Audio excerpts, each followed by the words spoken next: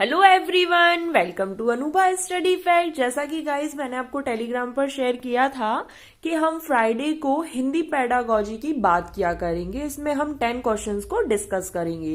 हिंदी शिक्षण शास्त्री आपके सीटेट और एमपीटेट दोनों में ही हेल्पफुल रहेगी।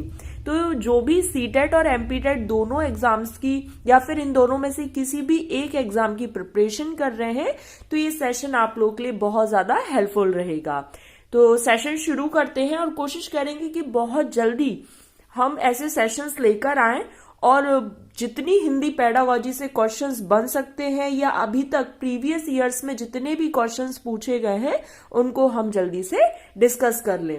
तो चलिए आज का सेशन हम शुरू करते हैं। फर्स्ट क्वेश्चन है, पहली कक्षा के बच्चों के साथ कविता गायन के बाद आप क्या करेंगे? तो बच्चों को कविता में आए 5 शब्द बताने के लिए कहेंगे। बच्चों से कहेंगे कि वे अपनी भाषा में अपनी पसंद की कविता सुनाएं। बच्चों से कहेंगे वे सुनी हुई कविता को शब्दशः दोहराएं या बच्चों से कविता पर आधारित प्रश्न पूछेंगे। तो देखिए गाइस, हमको क्या करना है, कोई भी पेडागोजी हो तो यहाँ पर फैक्चुअल चीजें बहुत कम आएंगी, सारी बातें कंसेप्चुअल आती हैं। तो देखिए, केवल 5 शब्द दोहराने के लिए कहना किसी भी बात का बहुत अच्छा सॉल्यूशन नहीं है। शब्दशः दोहराना ये तो इम्पॉसिबल है भाई। बच्चा कौन सी कक्षा में है? पहली कक्षा में। एज इट इज तो वो कोई भी चीज रिपीट कर नहीं सकता। इनफैक्ट कोई बड़ा भी हो लेकिन एज इट इज रिपीट करना कोई उसमें सेंस नहीं निकलता। बच्चों से कविता पर आधारित प्रश्न पूछना ये फिर भी ठीक है, लेकिन पहली कक्षा का बच्चा है तो बच्चों से कहेंगे कि वो अपनी भाषा में अपनी पसंद की कविता सुनाए। सेकेंड ऑप्शन इसका बिल्कुल सही आंसर होगा।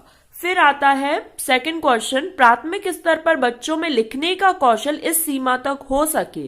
भाई प्राथमिक स्तर मतलब 1st to 5th तक मानक वर्तनी में लिख सके, विभिन्न उद्देश्यों के लिए लिख सके, सुंदर अक्षरों में लिख सके, छोटी कहानी में लिख सके। देखिए, चारों ऑप्शंस हमको बिल्कुल सही दिख रहे हैं, लेकिन हमें बेस्ट ऑप्शन छांटना है। बेस्ट ऑप्शन कौन सा है? विभिन्न उद्देश्यों के लिए लिख सके, क्योंकि 5th क्लास का बच्चा लगभग 9-10 साल का होता है और 9-10 साल मतलब पियाजे के अकॉर्डिंग कॉन्क्रीट ऑपरेशनल, संक्रियात्मक, मूर्त संक्रियात्मक। वहां पर बच्चा क्या है, अपने उद्देश्यों को लिख सके, इस तरीके से उस बच्चे को होना चाहिए। सेकंड ऑप्शन बिल्कुल सही है। आगे बढ़ जाते हैं। भाषा शिक्षक के लिए जरूरी है कि वे भारतीय भाषाओं की डैश को स्वीकार करें और समृद्ध साहित्य को डैश की दृष्टि से देखें। सराहना, अब जब भी ये ऐसे फिल इन द ब्लैंक्स आते हैं तो आप इन दोनों पॉइंट्स को जो ऑप्शंस में दिए ऑप्शन से हिट किया कीजिए। सराहना विविधता मतलब भाषाओं की सराहना को स्वीकार करें, तो सराहना तो ये कहीं नहीं मिल रहा। हाँ, विविधता पहले ऑप्शन होता तो बिल्कुल सही होता। जटिलताओं को स्वीकार करें, समृद्ध साहित्य को साहित्य की दृष्टि में देखें, ये बिल्कुल सेंस नहीं बन रहा है। विषमताओं को स्वीकार करें, समृद्ध साहित्य को सराहना की दृष्टि से देखें, या फिर विविधताओं को स्वीकार करें और समृद्ध साहित्य को सराहना की दृष्टि से देखें। विषमताओं की तुलना में विविधता बहुत अच्छा है, इसका ऑप्शन लग रहा है, तो हमारा 4th ऑप्शन बिल्कुल करेक्ट होगा। देखिए, जब आप पेडागोजी के क्वेश्चंस करेंगे तो आपको हर ऑप्शन ही ऐसा लगेगा अरे ये भी सही है, ये भी सही है। अब हमें उसमें से बेस्ट ऑप्शन को छांटना रहेगा, तो 4th ऑप्शन हमारा बिल्कुल सही है। चलिए नेक्स्ट क्वेश्चन पर बढ़ जाते हैं।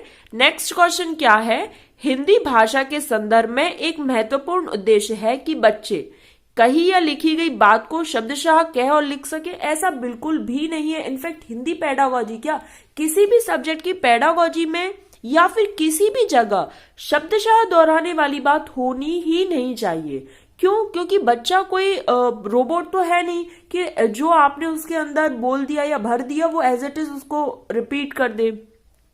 अपना शब्द भंडार विकसित कर सके, बात ठीक है बट बहुत अच्छी नहीं है। व्याकरण के नियमों को याद कर सके, केवल व्याकरण के नियमों को याद करने से हिंदी भाषा के संदर्भ में एक महत्वपूर्ण उद्देश्य बात बतानी ना हमें। फिर है, कही या लिखी बात को आलोचनात्मक दृष्टि से परख सके। ये बात है कि किसी भी चीज को हम आलोचनात्मक दृष्टि से, इन सेंस कि हम उसकी तह तक जा सकें। ये ऑप्शन बिल्कुल सही है।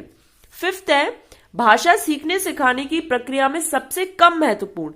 ये चीज देखिए, ये कम है। लीस्ट, जैसे इंग्लिश में बोलते हैं हम लीस्ट, एक्सेप्ट, अपवाद जिसे बोलते हैं, सॉरी अपवाद नहीं, एक्सेप्ट मतलब उसके अलावा। तो ये सब चीजें हमें बहुत ध्यान देनी है। भाषा का परिवेश बहुत अच्छा है, सबसे महत्वपूर्ण बात आती तो भाषा का परिवेश लगाते हम। फिर बात आती है कि भाषा की पाठ्यपुस्तक, भाषा का आकलन और भाषा शिक्षण की पद्धति। तो बी ऑप्शन को छोड़कर ये तीनों जो ऑप्शंस हैं वो महत्वपूर्ण है, लेकिन भाषा की पाठ्यपुस्तक महत्वपूर्ण तो है लेकिन इन तीनों के कंपैरिजन में कम महत्वपूर्ण है। तो हमारा कौन सा, सेकंड ऑप्शन बिल्कुल सही होगा। क्वेश्चन है, प्राथमिक स्तर पर हिंदी भाषा का शिक्षण करते समय आप किस बिंदु पर सर्वाधिक बल देंगे। वही प्राथमिक स्तर की बात आ गई है। हिंदी भाषा की मानक वर्तनी, हिंदी भाषा के मुहावरे और लोकोक्तियां, हिंदी भाषा की विभिन्न वाक्य संरचनाएं, हिंदी भाषा का सौंदर्य और आंचलिकता। तो देखो चार ऑप्शन बिल्कुल सही है, लेकिन फोर्थ ऑप्शन बिल्कुल यहां पर इसका सटीक बैठता है और सबसे ज्यादा जो इंपॉर्टेंट है, सर्वाधिक बल देने वाली बात आ गई ना यहाँ पर कि हमें सर्वाधिक बल देना है, तो फोर्थ ऑप्शन बिल्कुल करेक्ट हो जाएगा। फिर है कक्षा 4 की एक लड़की है रश्मि, जो अक्सर पढ़ते समय शब्दों की पुनरावृत्ति करती है। तो इस बारे में क्या कहना है कि वो अर्थ की खोज में पुनरावृत्ति करती है। बिल्कुल सही बात है कि यहाँ पर वो शब्द जो वो पढ़ रही है उसके अर्थ की खोज में वो पुनरावृत्ति करती है। फिर है उसे शब्द पढ़ने में कठिनाई होती है, उसे पढ़ना नहीं आता या पढ़ने में बहुत ज्यादा कठिनाई होती है। तो फर्स्ट ऑप्शन बिल्कुल सही है और हमें हमेशा पेडागोजी में ध्यान रखना है कि हमें एक पॉजिटिव आंसर की तरफ जाना है। जैसे ऐसा नहीं कि उसे आता ही नहीं है पढ़ना या उसे पढ़ने में बहुत ही ज्यादा कठिनाई होती है, बल्कि ये कि वो जो पढ़ रही है उसको अर्थ के रूप में वो खोजने में कोशिश कर रही है। फिर है नेक्स्ट है पहली कक्षा की हिंदी भाषा की पाठ्य पुस्तक में आप किस विधा को सबसे अधिक महत्व देंगे। निबंध, कहानी, नाटक, डायरी। तो देखो पहली कक्षा का बच्चा है तो डायरी तो लिखेगा नहीं खुद से, निबंध भी वो ऐसा तो नहीं लिख पाएगा क्योंकि बहुत ज्यादा नहीं आएगा, थोड़ा बहुत 1-2 पॉइंट्स बता देगा, बट आप सोचे निबंध लिख दे, नाटक में पार्टिसिपेट कर ले तो बहुत अच्छी तरीके से नहीं। लेकिन हमसे पूछा गया सबसे अधिक महत्व हम कहानी को देंगे क्योंकि बच्चा कहानी नरेट कर लेता है मन से। आपने देखा होगा जो छोटे बच्चे होते हैं वो बहुत स्टोरी बना लेते हैं, कुछ कहीं से कुछ बातें सुनाते हैं तो वो यहाँ जैसे घर आकर कुछ बताते हैं, स्कूल में जो भी होता है, तो वो इस तरीके से कहानी इसका बेस्ट ऑप्शन है। पढ़ने का प्रारंभ डैश से ही हो और किसी उद्देश्य के लिए हो। पढ़ने का प्रारंभ जो है वो शब्द, अक्षर, वाक्य ये ठीक है, लेकिन अर्थ, देखिए यहां पर भी हमने क्या पढ़ा था, अर्थ को समझना बहुत जरूरी है। अगर कोई बच्चा धीरे धीरे पढ़ रहा है इसका मतलब ये नहीं कि वो अटक रहा है या उसको पढ़ने में प्रॉब्लम है, वो अर्थ खोज रहा है। तो पढ़ने का जो प्रारंभ हो वो अर्थ से होना चाहिए कि बच्चा उस अर्थ को समझ सके। चलिए आज के लिए लास्ट है, हिंदी भाषा में आकलन का जो मुख्य उद्देश्य है वो क्या है। अब मुख्य उद्देश्य पूछा गया, मतलब इन चारों में से हमें बेस्ट ऑप्शन को छांटना है। भाषा प्रयोग संबंधी त्रुटियों का आकलन करना, बच्चों के व्याकरण ज्ञान को जानना। केवल व्याकरण ज्ञान जानकर हम क्या करेंगे। बच्चों के शब्द भंडार का आकलन करना, प्रभावी भाषा प्रयोग में बच्चों की मदद करना।